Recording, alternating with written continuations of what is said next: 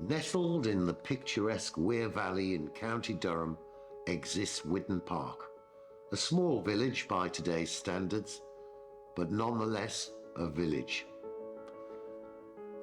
You may be wondering why I emphasize that Witton Park is a village. Well, I wouldn't say it's typical for a singular village to be the starting point for one of the largest developments in the industrial era. Little Witton Park has experienced many things: triumphs, tragedies, births, deaths, beginnings and endings. These collectives have shaped Witton Park's existence, and this documentary will show the resilience of those who lived there. The folks who existed on this small patch in County Durham were cast from iron, stern as steel. They didn't intend on leaving the place they called home, the place they called Witton Park.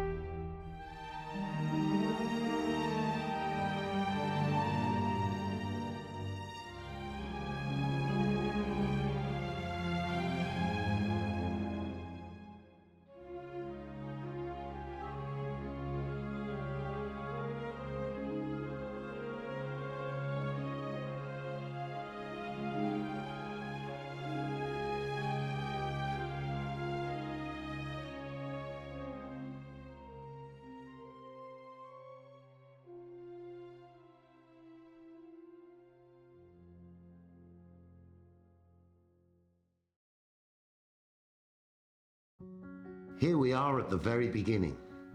At this point in time, Witton Park as a village was non-existent.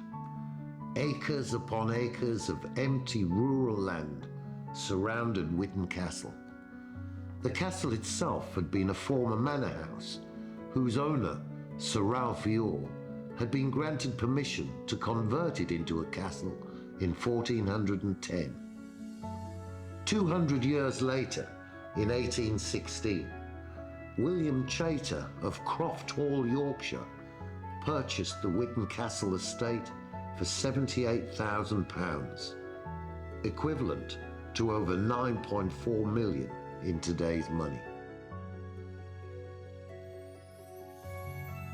Part of the Durham coalfield, coal stocks were well known throughout the area to be close to the surface, allowing coal to be extracted through shallow mining methods.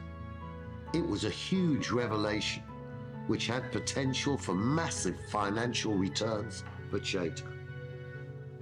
The beautifully historic Witton Castle was seeing steady progress and seemed to be an excellent investment. Could we ask you a little bit about the collieries in Witton Park and around Witton Park? Yes, there was one or two when they were owned by the Chater people, the people who had the Witton Castle. And at the time, there wasn't a village of Witton Park. Witton Park wasn't born, but they had what they would call Witton Park collieries, and strangely enough, the Chater, Sir William, he named his collieries after his children: Jane Pitt, George Pitt, which was at Escombe, of course, but was still in the diocese of Witton Park, and William Pitt. So they were all named after his children.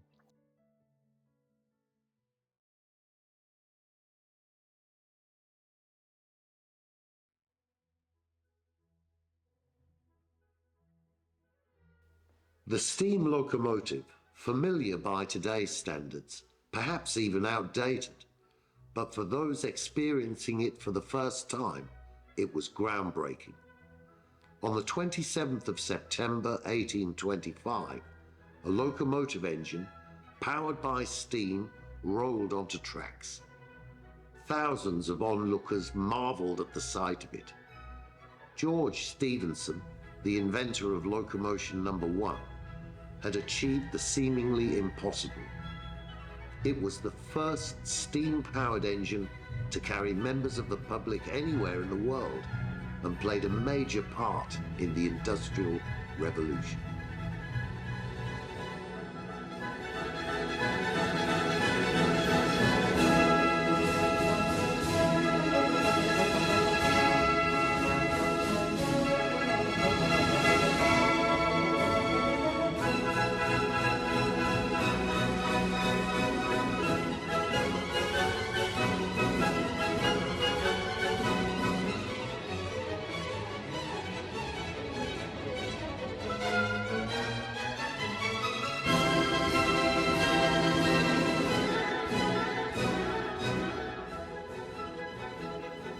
And it all started in one place, Witton Park.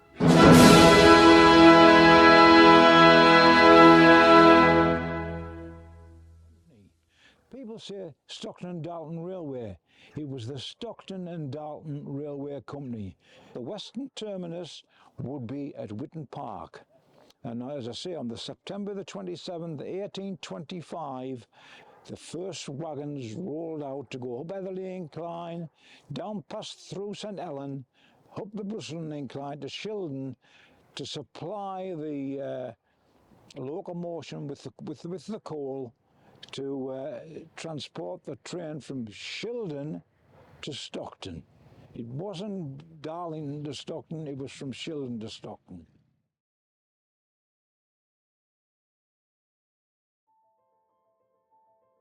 Across the nation, railways had spread like wildfire. It was the new way to travel. One of the many new railways that was built was the line from Shildon in County Durham to Bishop Auckland and Weardale. Its main use was for carrying coal and minerals. This line ran over Witton Park's iconic viaduct above the River Wear, meandering through a flat plain of land, affectionately named Paradise by the locals because of its outstanding natural beauty. It was on that flat piece of land that two gentlemen anticipated massive financial and social potential.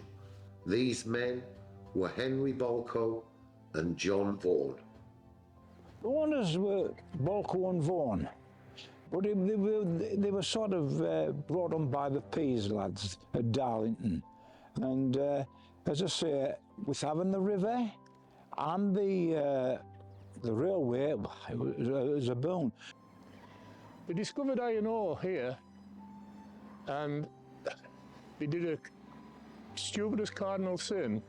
They assumed there is a law in geology. If you find iron ore, you'll find limestone. So they found iron ore, and they assumed there would be limestone.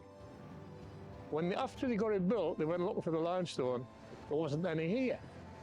They got over that by coming to arrangements with the railway that the railway company would bring limestone from Cleveland Hills to the ironworks, which is obviously necessary in the smelting, in return for being paid for taking iron ore back to the ports on Teesside.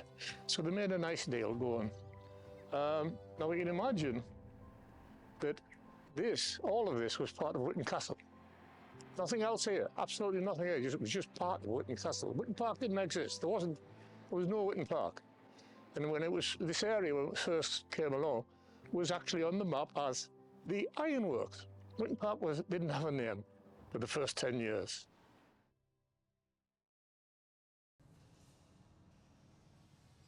An ironworks was created. Coking coal was on site. Limestone could be swiftly brought in from the Wear Valley via the new line. And it was hoped that there would be large local deposits of ironstone. Blast Furnace number 1 was put into commission on Valentine's Day of 1846. It was the 20th of February 1846 that a grand formal opening was held, accompanied by a brass band, banquet, and fine wine. It was certainly a day to remember for the village. The ironworks and Witton Park was born. A sense of productivity was in the air. Bolcow and Vaughan were looking for workers, men who were up to the task of working long hours of physical labour. And labour did come, from all over the British Isles and Europe. Right. So who knows about steel and iron? The Welsh. So the Welsh came in droves as the skilled workers to work in the puddlers, basically, the skilled part of it. What more is needed is brawn. It's 1843, we have the Irish famine going on. The Irish are leaving Ireland for America, anywhere they can go. Then they hear about Witton Park, this place where they're paying wages 5 times that of agricultural labourers for working in the ironworks. Brand new houses, wages astronomical, brand new housing, the Milton Keynes of Victorian Britain. So the Irish came in droves. Unfortunately, they brought with them Finism, F-E-N-I-A-S-M, religion they brought with them. They brought the Orange Order came over, and the Fenians came over. Well, they hated themselves in Ireland. In fact, to some degree, they still do. By 1860, Witton Park was a bustling community.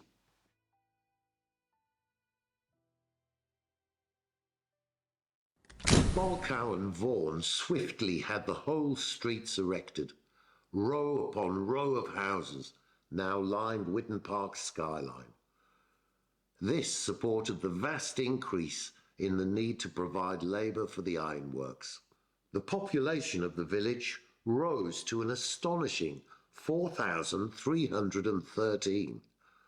More and more immigrants arrived, possessing nothing but their worldly goods.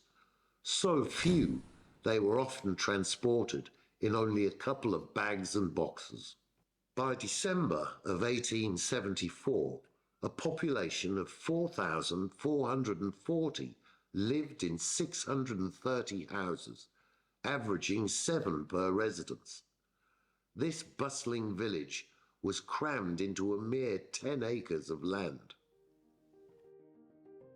Your great-grandparents had the Queen's Head Hotel Aye. down the bottom of Main Street. Yeah. So, can you tell us a little bit how much far back, where they come from, and why they ended up getting the Queen's Head? Well, they were called Simonet or Simonetti, and they would originally come from Italy in the early 1800s. Right. And I think they moved probably to Middleton and Teesdale for a while. Then they came here in the mid-1800s and had the Queen's Head. Yeah. They might have lived in other parts of the county. Yeah. My grandma, as a father-in-law, was born in Cownham. So they probably moved from there to the Queen's Head. To the Queen's Head. And my grandma, in 1897, there's records of her singing for the Witton Park Flower Show, probably with Sanger's Circus. There's a big joke about her that she sang in the Lion's Cage. Found out about it through Howard Chadwick's book and Dale Daniel. Yeah. And she apparently sang in the opening part of the show in the Lion's Cage. And the story is that when she sang a week later, there was about 3 times as many people who went to the show to see if the lion would eat it, you know.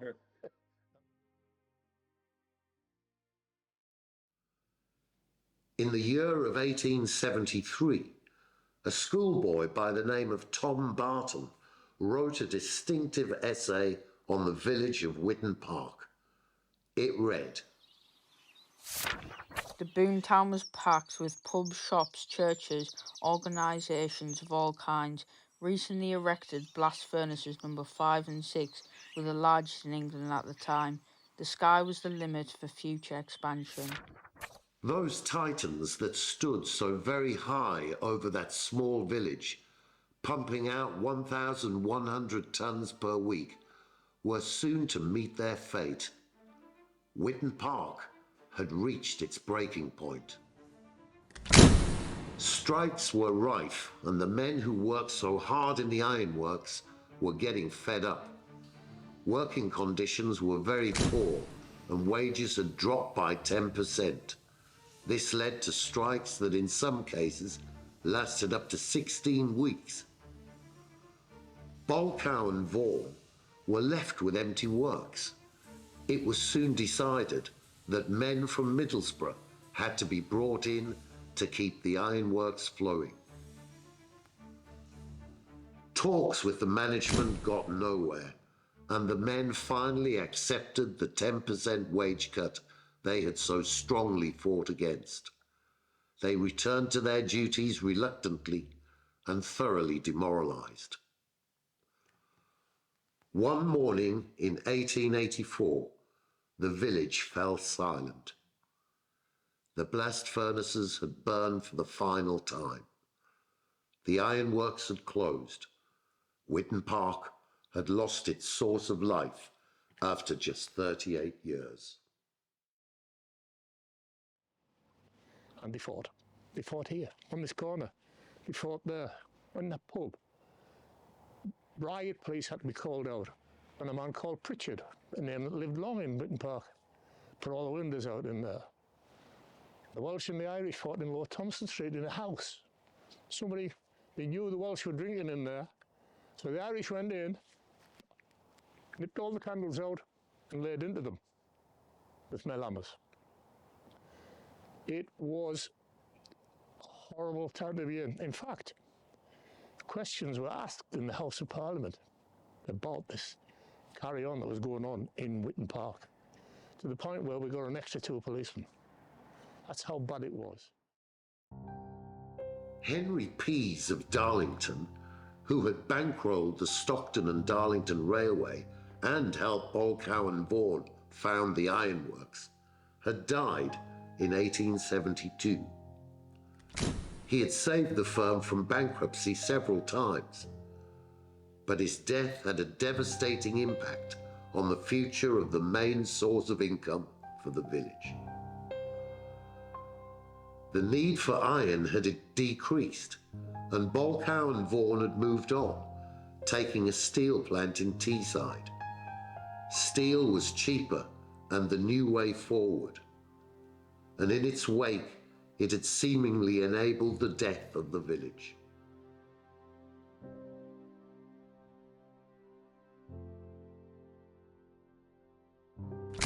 With the works falling idle, the mood was somber. The villagers mourned their beloved workplace. There was no ringing of hammers, chimneys didn't eject smoke. Witton Park lay silent, the heart seemingly ripped out of its community. Many relied on begging. There was no income.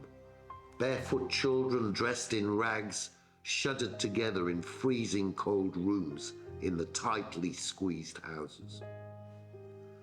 Starvation was rife, and soup kitchens, one of the few means of support to the destitute, were full. Many thought that there was no future, no work. Some 600 people left the village in search of a better life elsewhere between 1881 and 1891. And for those who remained, well, coal was the answer. It was back to the collieries for the Witton Parkers needing work. It seemed Witton Park was slowly returning to its old way of life.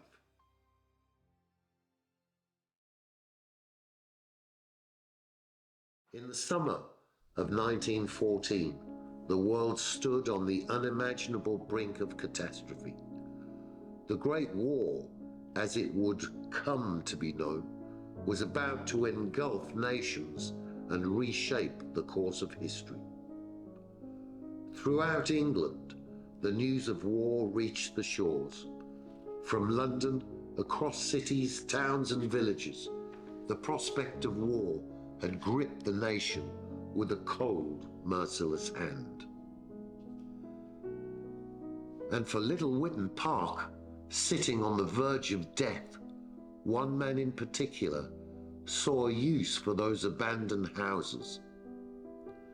A Polish pastor by the name of Father Krajek saw the buildings as a form of refuge for those in Belgium suffering the horrific devastation of their homeland. Witton Park was the first place in the north of England to take in refugees. Altogether, some 170 individuals were rehomed and warmly welcomed into village life. The world would see two major wars in such a small space of time. In 20 years' time from the first, then came the second, which took even more lives from the village, country, and the world. So it must have been devastating for the people, because I always think the poor lads who died, but then I think, what about those lads who came back?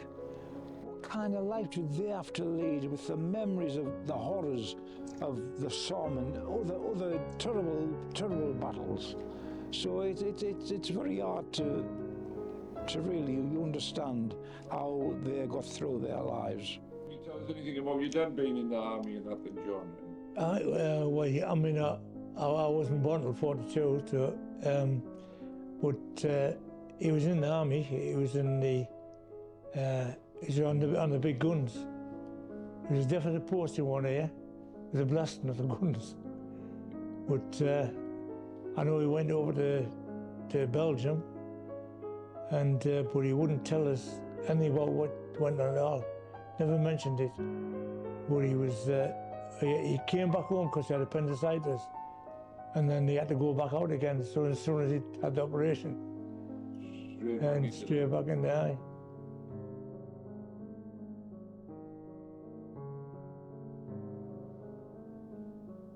A set of brothers from the village in particular had set their names in stone forevermore due to their efforts in the Great War. Their names? The Fighting Bradfords. Only two brothers were awarded the Victoria Cross during the First World War, George and Roland Bradford of Witton Park.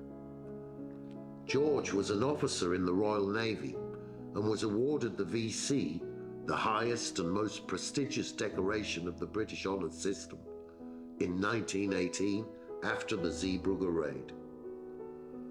Roland was in command of the 9th Battalion Durham Light Infantry when he was awarded the VC in 1916 during the fighting in the Somme. He was killed in action in 1917, being the youngest Brigadier General of the First World War. But there were two other Fighting Bradford brothers, Thomas and James. James was awarded the Military Cross. Both of them also received bravery awards during the war, but as the war ended, only Thomas had survived the fighting, later being knighted and being awarded the Distinguished Service Order.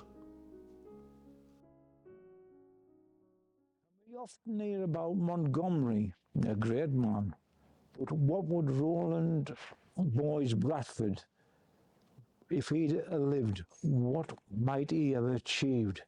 The youngest Brigadier General in the First World War.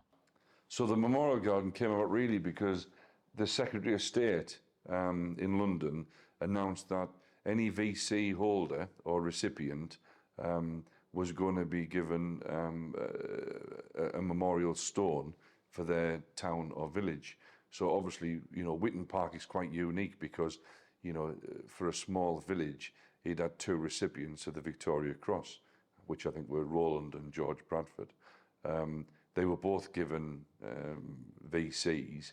I remember at the time at the county council, someone coming to me and saying, well, actually, these VC stones are going to go to Darlington. Because I think the story was the Bradfords, although they were born and they grew up until they were early teenagers, the family did move over to Darlington. So there was a bit of controversy as to whether Darlington Council were going to have these 2 VC stones. So, you know, quick as a flash, there was no way that was going to happen. We made sure, you know, we went to, you know, the Secretary of State and said, look, you know, the Bradfords were born in Witton Park. They went to school, they raised here. Those VC stones should come to Witton Park. And I think within about 8 months, we got word back to say that we were going to get the VC stones. So we were delighted to have the 2 VC stones. So what we thought we'd do was put something extra special on. So a lot of the areas, a lot of towns and cities were just putting the VC stones into footpaths and pavements and walls. And we wanted to do something a bit more special because, you know, we're proud of our past and all those that served, not just the Bradford families, but, you know, all those families, and lots of those families now are still there today. You know, all of those names, we know all the names, they're all family names that live in Witton Park. So we're proud of our past and we're proud of the Bradfords and the others that fought. But what we wanted to do was to something really special. So we had the idea of creating a memorial garden. We went to the council and we asked them if they could identify a piece of land, and we specifically wanted the piece of land then which was next to the village green and which was opposite York Court and opposite just down from St Paul's Church. So the council said, right, we'll give you that piece of land. You give us a plan or a design of what you want on there, and we'll, you know, we'll work with you with that. And what we did was we went to the Arts Council, we went for different grant bodies, and we put together a short list of what we wanted to plan for that memorial garden. And I think we raised something like just over £200,000. So, you know, that was 2013 when we were told we were going to get the VC stones. And I think what we did in the interim years, which was in the next 3 or 4 years actually, we raised the funds, we commissioned an artist, which was Ray Lonsdale. We didn't initially go out to Ray Lonsdale. We consulted again with the village and said, look, you know, we'd like to put a memorial garden in the village. Do you think this is a good idea or a bad idea? The overwhelming response was, it's a good idea. I was approached by Rob York of the council to want to do something for the Bradford boys, the fighting Bradfords. So it was a case of coming up with an idea that told the story of all of them, even though they were in different branches of the armed forces. So what I wanted to try and do was get something that that showed one of them coming back from the war, and the idea of the ball being passed to him by the father figure was that it was a recollection for the soldier to his time before the war.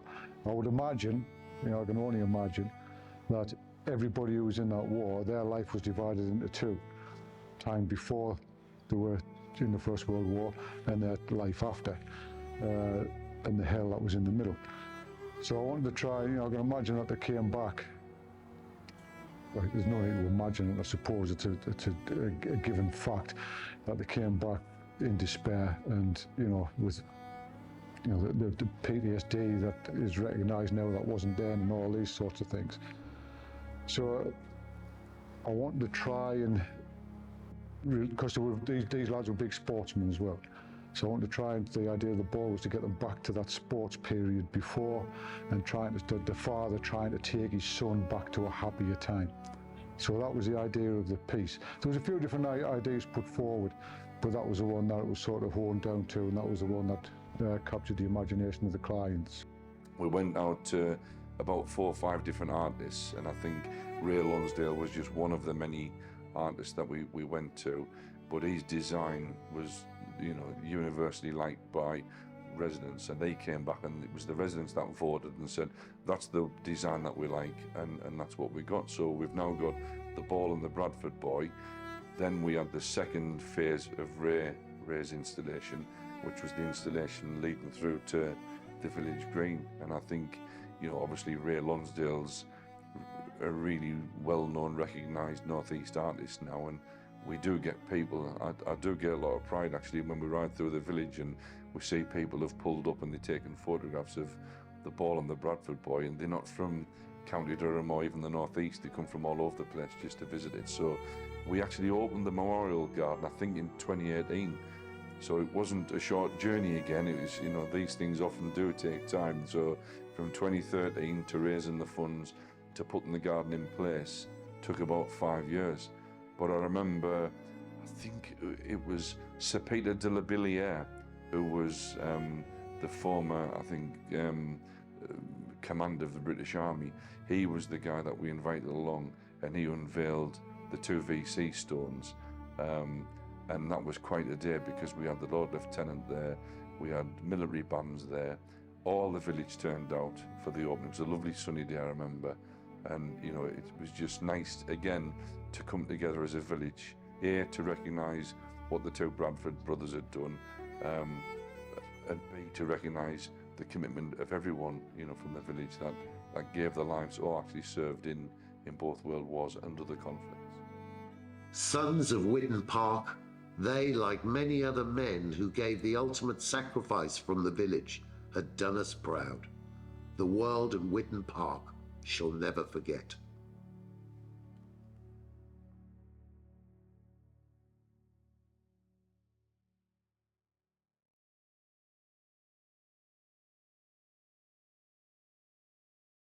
The struggles of the 2 major wars had left an irreversible impact on the village. By the 1950s, Witton Park and mining villages in a similar state had come to meet a new problem. This was what became known as the infamous Category D. If your settlement was classified as Category D, no future development was permitted, and your home would be acquired and bulldozed. It was announced in 1948, Category D, and we fought till the bitter end. I mean, the 4 years up to 1952, when they actually started with the bulldozers, and I climbed over the houses up there, put windows here out, put windows out here with my catapult wrongly, got caught, got my lugs backed.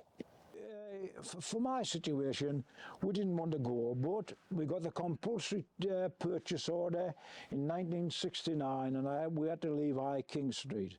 But many people before us had left, of course. Probably in the middle 50s, the first street what I remember, what was people moved, was from Carwood Street. The Rains and them, they all lived along in Carwood Street, just opposite the chapel. They were the first ones actually to go in probably 55, 56, and they went over to Woodhouse Close. And then gradually, just over the years then, different streets started to move. And I mean, they were pulling them down the day after they moved out of them, really, you know. Stones, when you were young, what can you remember? What were they like in the houses? What? Very damp. Damp. Damp, but you kill a black look at you. People tell us that you had no electric or... You know, we had candles for bed when I was young. In them days, you lived in what you had. What you had? There was no millionaires in Witton Park. No. We had a 3-bedroom next to the cooperative store, and what we call the Sunday lounge, you know. Oh, yeah, aye. And a passageway, so we could pay pitch and toss, me and my brothers. Yeah. With pennies. Aye, with pennies. When they moved the ironworks to Middlesbrough, Yeah. the place went down a bit. Well, they left, so the houses got let out to landlords, but they didn't repair the houses, and that's what made the houses derelict. But for all they were like that, the people didn't want to move. When they found out, they said, no, pulling out Witton Park down. So not doing that. But it was really a health and safety thing to pull all these villages down because they were dangerous. They were crawling with all sorts of insects, you know what I mean, cockroaches and stuff. But the women from Witton Park said, you're not pulling it down, and they went on a march down into Bishop, and where I think most of them burned the bras down in the marketplace, all the signs and everything, and not doing anything. And they got it stopped. Otherwise, all of Witton Park would have come down. Get over here, Mr. Biden, and answer the question. And they moved them to West Auckland, St Helens, Woodhouse Close. Some of them went farther afield. Yeah. But like, I was married at the time, so I stayed in Witton Park. I didn't get moved to Woodhouse. But it was heartbreaking. Devastating that for the village, like. Well, they made people move out, and they took it, like, systematically took the village to bits. You know, just demolished it. The sad fact was that lots of people who were moved onto what I always call the reservation, which is Woodhouse Close Estate, sold this sort of places, and lots of people died of broken hearts, believe it or not. The stress of moving out of the village of Witton Park was just too much for them, and they just couldn't take it. And they fought and fought for the village, and in 1977, the Category D was at last lifted. But alas, too late for a lot of others who had gone, including myself. But now the village is alive again. I knew it would never die because it's too nice of a village, this, to let die. It's beautiful here. I wouldn't move anywhere else. A further major incident on the 22nd of December 1963. A 16-year-old boy called Derek Brown performed an act which personified the everlasting community spirit of Witton Park. Two young boys, Frank Cassidy and John Halen, attempted to cross the seemingly frozen River Wear when the ice splintered and broke, leaving them helpless. Derek Brown did not hesitate. He dived in, without consideration for his own safety. His heroism saved both boys' lives, but his own was tragically lost in the process. The village mourned its hero. Derek Brown is still remembered with great respect and pride to this day.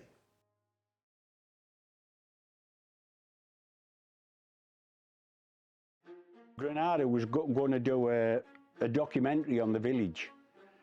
I think what they'd done, they'd seen down the market fighting for everything, and they may be just saying what was happening, and they decided to make a documentary on Witton Park. I can't remember. I think it was the village that refused to die, and like I said, I was in it. Alan York, the councillor, how I got in it, they wanted somebody who'd moved away from, born and bred in the village, and moved away and then came back. And they'd asked a few people before me, and me being me, I just jumped in both feet first. I really enjoyed it, like. And then my wife, Ann Nelson, Alan York and me, we all went, those four went down to London for the review before they showed it public. But that was a good film, that, and I think that was the last year of the carnival, 1977.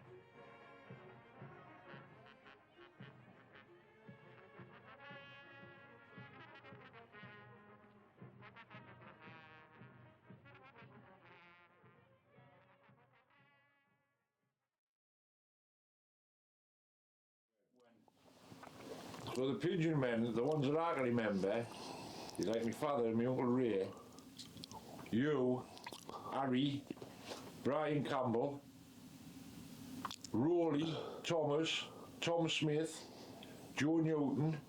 I was all right, John, them, aye. Then there was Sammy and Ronnie. Well, that was later on, that was later on. Alfie Bryan, and Kevin and Brian and them covered, aye. Where you were, Harry, and then Kevin and... Then there was Gertie, Bales, old Gertie Bales. And then there was the Toppins, who was down the bottom end of Witton Park, the Toppins, Frankie Toppin was Frankie's career. Down where the apes are there, down there. That was on there. Me and Brian and Harry flew on that afterwards, because he dropped in there, the pit dropped in there, like. Did Frankie not move down to the main street somewhere? No, he lived down there, he never flew down there. Do you remember, what was it, the Carnival Cup? Remember that when the Carnival used to run that little trophy? Did you and Harry and Brian in that? Won that, I can remember one day when that was on, when the Carnival Cup was coming, the carnival was coming down the road towards the Pigeon Cray, because it used to go down the road and go around up there and down the road. And when the carnival come, it was over and done with then. His handle flying up the back from on the back. Lady was over with. He was well, yeah, it was over with. The way it went though, that carnival. Oh, you wouldn't know, John. Now you wouldn't know. And it must have stopped when the carnival stopped. But remember, you beat. No, it was. I don't. Wait, I don't really know. Like what happened to any of the trophies? There's a lot of trophies. We won one. We had a one. Like I'm saying, I moved to Park Road when I was 10, from Low King Street, High King Street. But at least it was like everything else when you think about it. Like the bread. Come fresh every day. Right. They didn't have to get loads of bread in. It was sold out. It was delivered. Milk. Everything was delivered. Why the butchers, when you think about it, there was the butchers down there. Now the butchers, everything was killed down there, fresh. You couldn't get nothing better than that. I mean, you think when you were young, I mean, we used to go to the pitches when you were 6 and 7 year old, you used to go to the pitches where you went with somebody and you come out, like, you know what I mean? Because it was young to go to, but you stopped down your own street, King Street, and if you went into another street, they used to pinch the bonfires on bonfire night. You know what I mean? They would. Garden Street would have a bonfire, already, and I want to think, we'll raid that bonfire, and people used to come and take your bonfire and pinch it, and aye.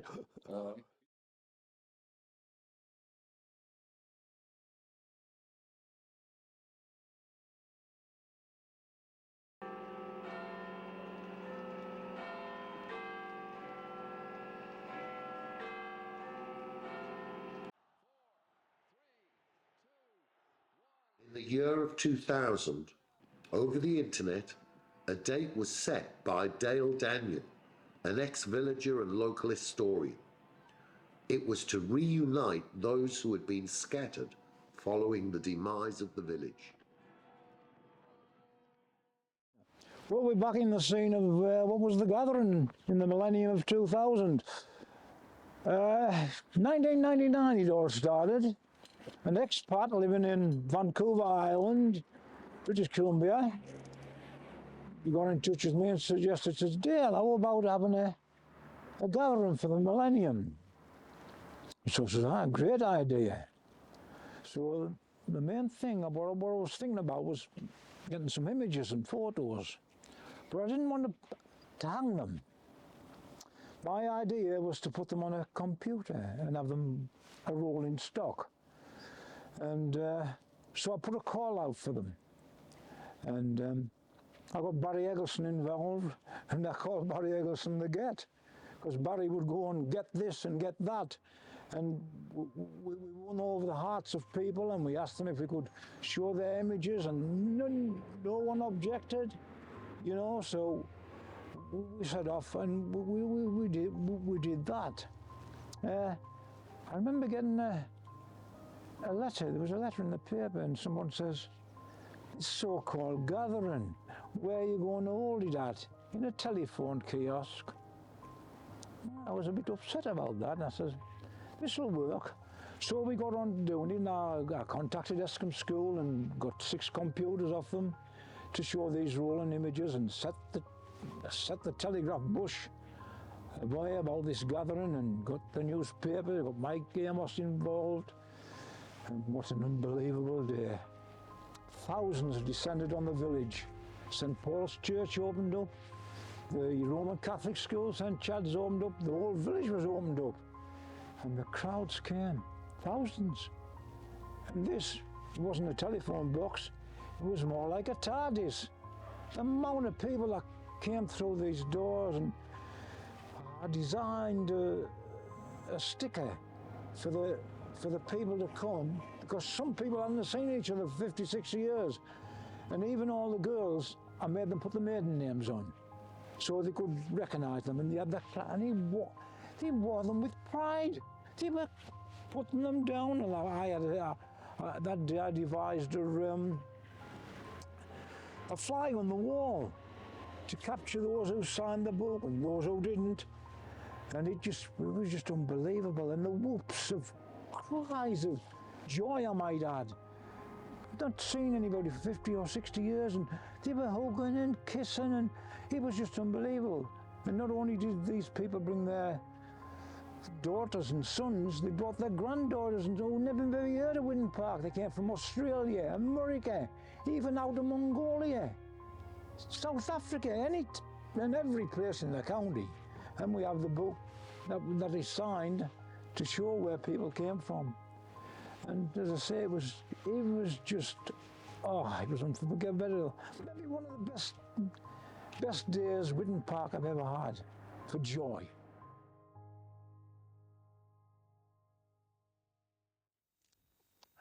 And what a perfect place for a string of linear nature reserves developed along the periphery of the railway line, adopted and developed by local schools.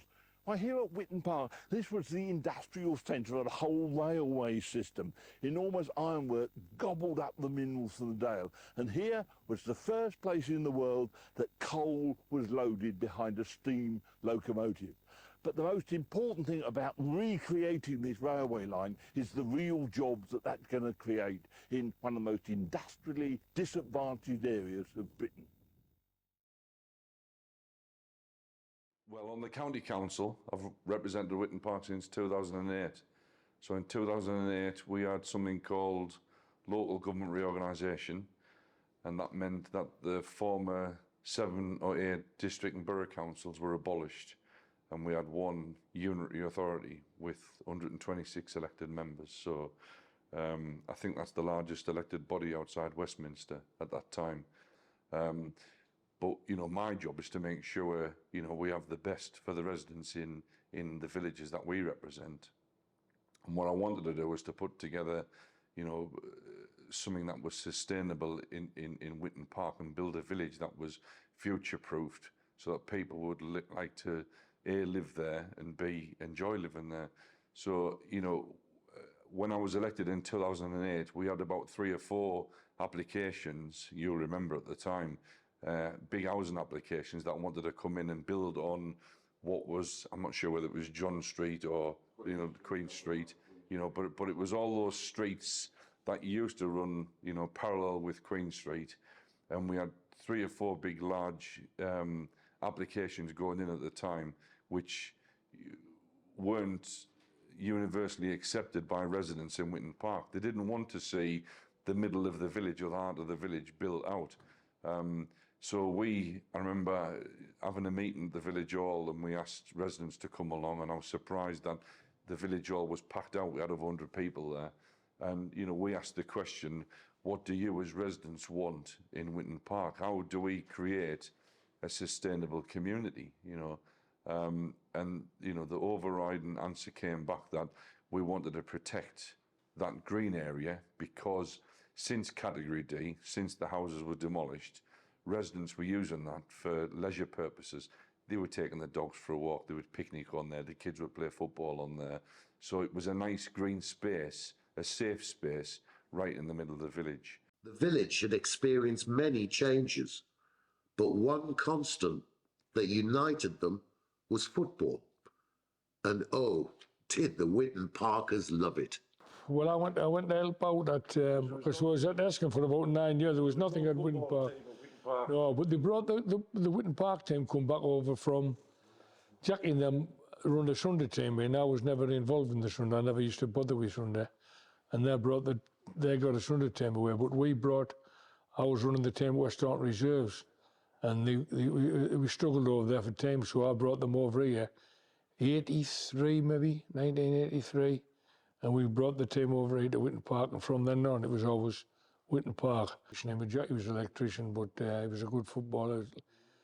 Like you say, Jackie was one of the best lads. You knew Jackie yourself, John, and yeah. I don't have to tell you, everybody. So you don't like Michael Grady and people. Oh, was related to him, as Michael's related to me, so yeah, I know Michael. I knew all of them. I mean, you know, we were you know, You can remember Johnny. John's my, John's 76 gone. With John, me, John and Jackie had a betting shop in Shildon. We had a betting shop together. But we were the best of friends. We knocked about together for years, played football together at Tyndall, and yeah, we always have done. But John's fell on a bit ill health now. Yeah. And but he was the greatest footballer I can remember playing against with. He was unbelievable. He was, you know, he was England amateur international, as you can see by his shirt what we have behind me. It's of John's. He got that representing England. So, like, you put a lot of your own time into. Well, this is what I do. Yeah, oh yeah, I do. I love it, and I wouldn't do anything else. When I'm 73 years old, you know what I mean? And we could do a lot of young blood come through, but you have to keep it going. And you know, we look after the football field, me and Bobby Latcham. Yeah. Oh, Bobby's he's unbelievable, yeah. I've done that forever. Yeah. I've done it forever, you know what I mean? Since we levelled the field out and everything, we cut it. And we used to, you know, we've done it for years, but you have to. I mean, the football field's there, and, you know, you got to look after it. If you didn't, the grass would be 6 foot high. Involved though, didn't you? Oh, yes, yes, yeah, we used to, you know, I've always brought the cabins down from when I was on the demolition. I used to bring all the cabins down to get changed in. Yeah. And eventually we've got these changing rooms. Yeah, what they, yeah, that was, you know, because we always needed them, and we've got that, and now we extended the car park. We built another car park down the bottom, which is fantastic, because now we can get cars off the road. It's like the things that you do and people say, like for the village, it just shows it, like the heart. Yeah, we done that. Yeah, I know, but yeah, you do. You try to. You're proud of it, Park. Well, I am, John. I am, and you know, like we've run the football team and we've been champions for the last 13 years. We've never lost a league. You know that, which is unbelievable. That takes some doing, and they carried on over that length of time. You can get a good team for a year or two. We've done it for 13 years. We've been the top team for the last 13 and been champions of whatever league we've been in. You know, you got to keep it going, and you know, you got to. And sometimes you're a bit tired yourself, but you have to do it. I mean, there's me and Vicky coming down there. We put all the tables out and set everything up, but there's not many helpers, you know, and it gets a bit hard. I mean, I'm 73, she's 67, and we have to do it all, and you know, and sometimes it's a bit hard, but you know, you have to carry it on. So who else is going to do it?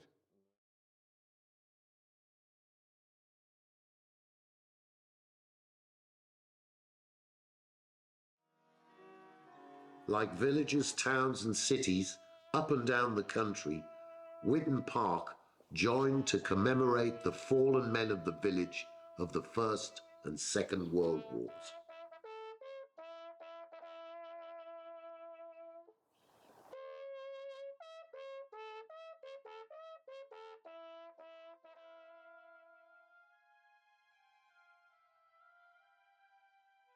To the glorious memory of the men of Witton Park and district who laid down their lives in the Great War.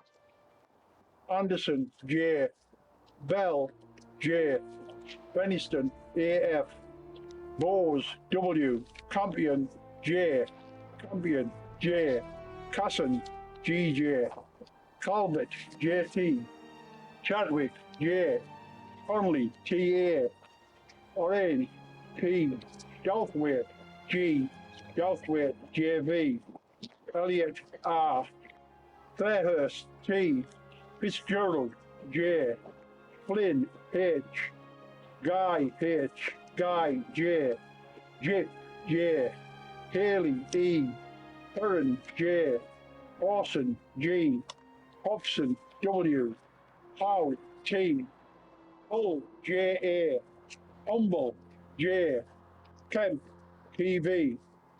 Lindsay, W. Lowes, M.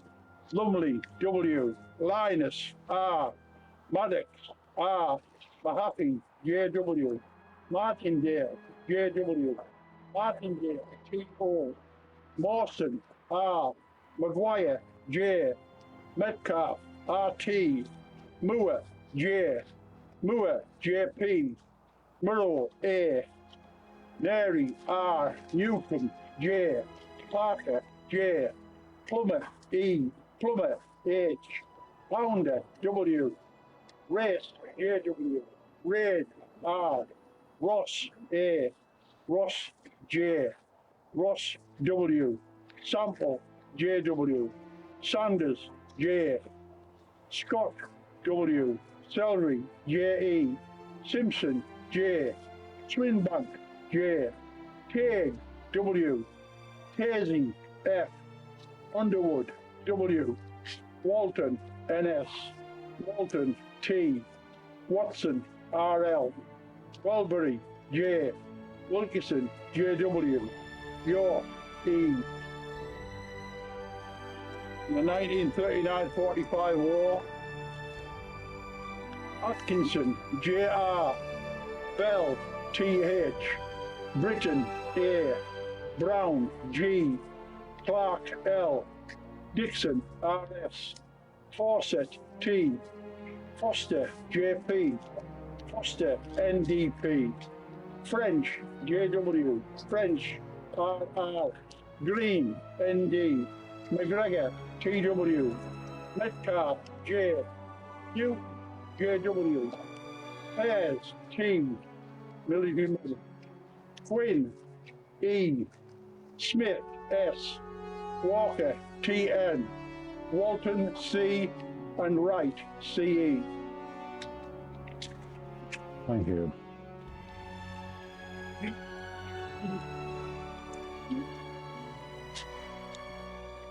When we look around us in the world today, we see how war is still with us. In fact, it always seems to be with us in one country or another, in international disputes, and we certainly know of what is happening of the two major wars at the present time. In the Gospel according to St. Luke, the writer reminds us of the presence of God in these situations. They shall grow old, not old as we, who are left grow old. Age shall not weary them, nor the years condemn. At the going down of the sun, and in the morning, we will remember them. We will remember them.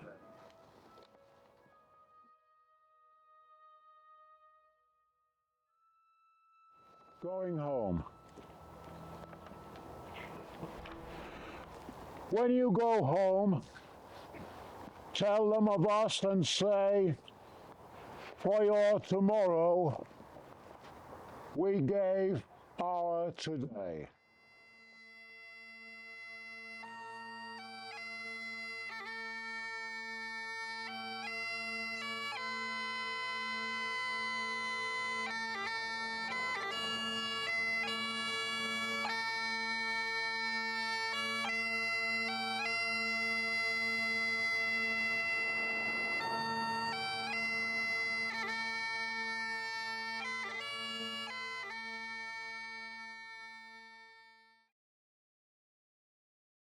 I think, you know, when you had a village that, you know, was born out of the Industrial Revolution with all these different races and peoples coming together from all over the different nations, they all bonded together. And I think what you had in the intervening 100 years was, you know, these communities that lived together and worked together cheek by jowl. So when, you know, the local authority came along and said, you know, we're putting, you know, these planners who think they know better than everybody else, who came together and said, we're going to do planned demolition, and Witton Park, you're in the firing line. I think because of the memories that people's got, they had out. I remember we didn't have a lot when we were kids, but the people before us, they had even a lot less, I think, from one of the stories that I've picked up. It is a village that has refused to die. And if you look at the Facebook site I came from Witton Park, you'll see the people on there who are still expats all over the world, who still long for the old way of life. And it was an old way of life. I mean, where else could you come back from work, off school, throw in your gear, pick up a tatey and walk down and swim in the beautiful River Wear. Costs you nothing. Well, I only hope it prospers. I only hope they never build on the, what they call the green. I'll never call it the green, I call it the heart of the village. I hope they never build on there, because that was where my life was, and lots of people before me, and I wouldn't like to think it was ever built on there again. But surrounding places, if they can find places to build, like they did with Better Court and just next door here on the school and things like that, great. Of course, it's a dying breed. There's incomers coming in, and you just hope that they can relive the past in a way and try and get a good, strong community together. Because that was the making of Witton Park, the community and the camaraderie. It was unbelievable, second to none. And I only hope that will continue in this lovely little village. What also knitted us together was that we all fought. You'll have seen the photographs of in the marketplace when New Dalton and all the rest of them came, and they didn't dare.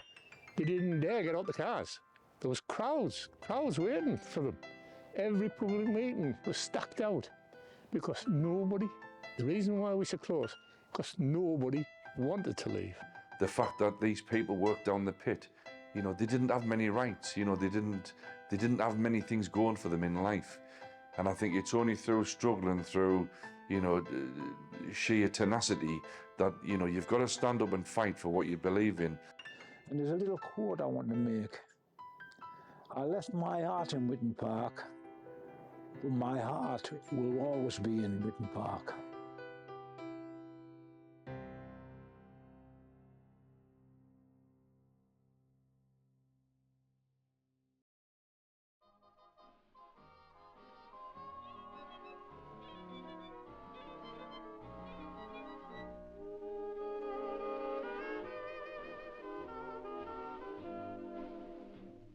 This village wasn't for dying. It has seen a history like no other. Witton Park wasn't just a village built for an ironworks. Its prominence doesn't lie solely on a locomotive engine. It stands alone, with a community at its heart that would not see it wither. And that is why it still exists today. Against all odds, Witton Park still lives and breathes.